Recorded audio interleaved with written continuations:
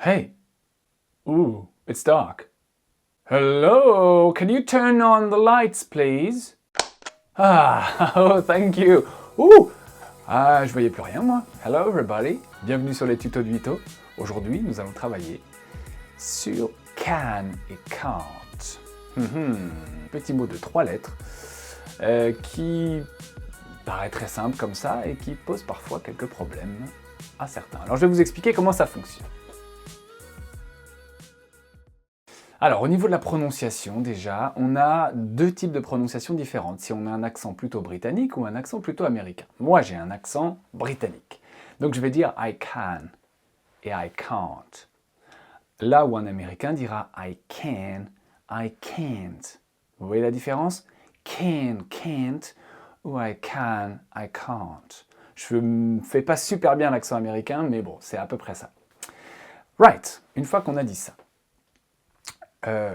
Can est un auxiliaire de modalité. C'est comme ça qu'on l'appelle, c'est son nom.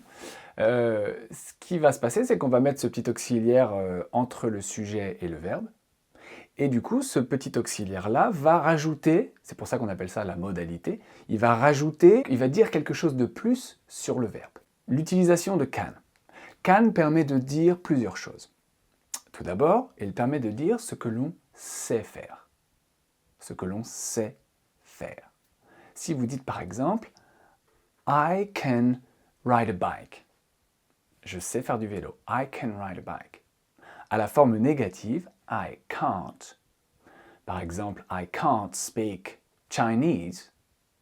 Je ne sais pas parler chinois. Donc, can permet d'abord de dire ce qu'on sait faire. Deuxième effet de sens de can. Can permet de dire ce que l'on peut faire. Ok? Par exemple, si je dis You can sit here. You can sit here. Tu peux t'asseoir ici. La personne a la permission, il est possible, elle peut s'asseoir là. C'est ce qu'elle peut faire. Au contraire, si vous entendez Sorry sir, you can't smoke here. You can't smoke here. Ici, on a clairement l'idée d'interdiction, d'impossibilité. Ça n'est pas possible. La personne ne peut pas fumer ici. You can't smoke here. Un Américain dirait You can't smoke here. Ok. Quand on met can à la forme interrogative, donc sous forme de question, il suffit d'inverser avec le sujet. Ok. Donc you can devient can you. I can devient can I. Et du coup, sous forme de question, on a une sorte de troisième effet de sens. Quand je dis Please, can I sit here?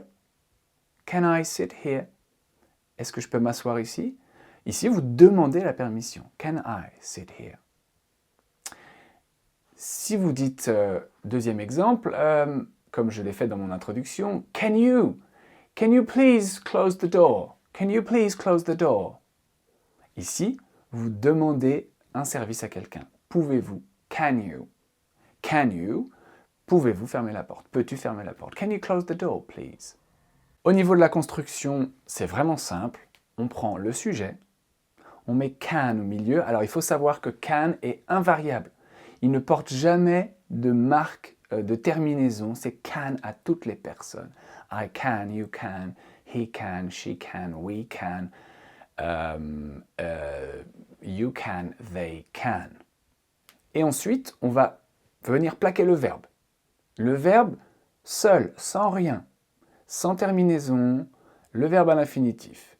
Il y a beaucoup de gens qui disent I can too speak English. No, I can speak English. Ok? Donc, on met can sans rien dessus, il est invariable, et on rajoute le verbe directement. Petite astuce pour bien prononcer can, vous allez faire la liaison entre can et le verbe qui suit. Okay? Par exemple, si vous voulez dire je sais parler anglais, vous n'allez pas dire I can speak English. Dans la vraie vie, on va faire des liaisons entre les mots et du coup, can va se rétrécir. Écoutez bien, I can speak English. I can speak.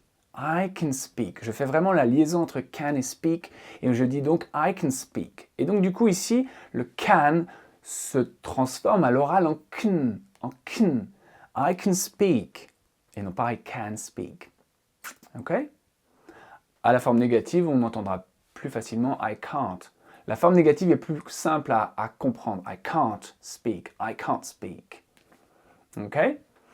Et puis dernière petite chose, vous savez sans doute que le can't, c'est en vrai une forme rétrécie de can not. Donc si on mixe can not, ça fait can't. On entend parfois cannot,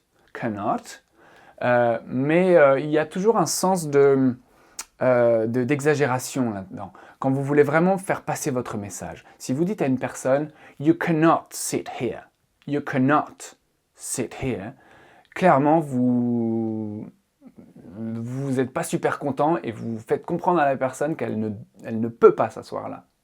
Ok? Donc il y a vraiment cette idée-là, quand on dit « cannot » en forme pleine, que le message est un peu plus fort. Ok everybody! J'espère que cette leçon vous a été utile, comme d'habitude.